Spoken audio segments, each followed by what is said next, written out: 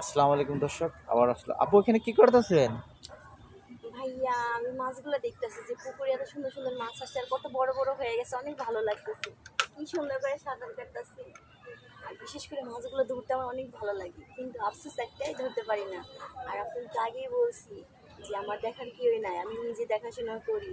তো দেখাশোনা করার জন্য একজন লোক দরকার, কিন্তু ওইরকম তো লোক পাচ্ছি না। এখন চিন্তা করতেছি যে ওরকম লোক কিভাবে পাবো। পরে অনেক চিন্তা ভাবনা করার পরে দেখলাম যে স্ক্রিন আপনাদের ভিডিওগুলো দেখলাম, দেখার পর দেখলাম স্ক্রিন নাম্বার দিয়ে আসি। তো সেই নাম্বারের সাথে আজকে যোগাযোগ করে এখানে আইসি। তো আমি একটা কথা বলবো, যদি এমন কোনো ব্যক্তি থাকেন যে স্ব ইচ্ছায়, আমার টাকা পয়সা কোনো কিছুর চাহিদা নাই, আমার বাবার সবই আছে, শুধু একজন ভালো মানুষ দরকার। আর ভালো মানুষ মানে এমন হবে, তার কোনো লোভ লালসা কোনো কিছু থাকতে হবে না। আমার যা আছে সবই কিন্তু তার হবে। সেটি যেমনই হোক, কালো হোক, ফর্সা হোক বা গরিব হোক, সে ইনকাম না করলো, কিন্তু তার কোনো ইনকামের কোনো দরকার নেই আমার। সে শুধু আমাদের এই জায়গা জমি যা আছে সবগুলো দেখাশোনা করবে, আর দেখাশোনা করব। আর তার সাথে তো বুঝেনি যে একটা স্ত্রী তার স্বামীর কাছে কী চায়। তো ওই জিনিসটা এমন করেন, আমি সবসময় বলতেছি যে একটা কথাই বলবো, যে এমন কোনো ছেলে যদি থাকেন আপনারা, তাহলে অবশ্যই আমার সাথে যোগাযোগ করবেন। আর আমি একজন ভালো মনের মানুষ চাই, সে আমার হাজবেন্ড না, সে আমার বন্ধু হয়ে থাকবে। সে যাতে আমাকে বুঝতে পারে, আমার বাবা মাকে শ্রদ্ধা করে, আমার যা কিছু আছে সব কিছু দেখাশোনা করে। তো এরকম যদি মনের মানুষ আমি পাচ্ছি না, যদি পাই তাহলে অবশ্যই বিয়ে করবো। দর্শক, তার কথা জানতে পাইলেন আপনারা সবসময় মনের কথা। আচ্ছা আপু, সে যদি গরিব হয় তখন আপনি কি করবেন? ভাই আমি কি বলছি, যে সে গরিব হোক, বেকার হোক, চেহারা খারাপ হোক, তাতে আমার কোনো সমস্যা নেই, কিন্তু ভালো হতে হবে। নেশা করা যাবে না, কোনো মেয়ের বাজে নেশা করা যাবে না, মানে ইনফ্যাক্ট বলতে কি, মানে এমন হতে হবে, আমার মনের মতো হতে হবে। সে যাতে আমাকে ছাড়া কিছু না বোঝে, আমার ফ্যামিলি, আমার যা কিছু আছে সবই তো তার হবে। তো তার ইনকাম করার কোনো প্রশ্ন উঠবে না।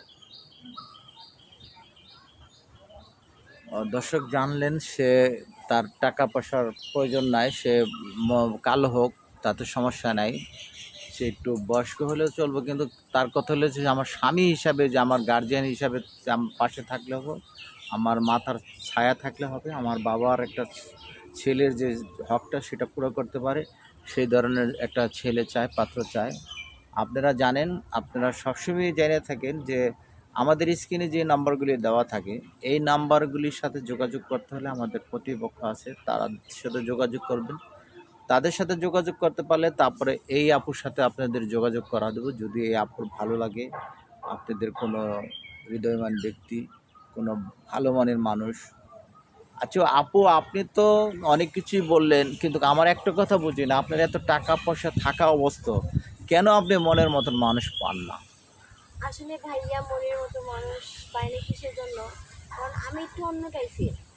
আমি চাই যে আমার এমন একজন হাজবেন্ড হবে, সে আমার হাজবেন্ড থাকবে না, সে আমার বন্ধু হিসেবে থাকবে।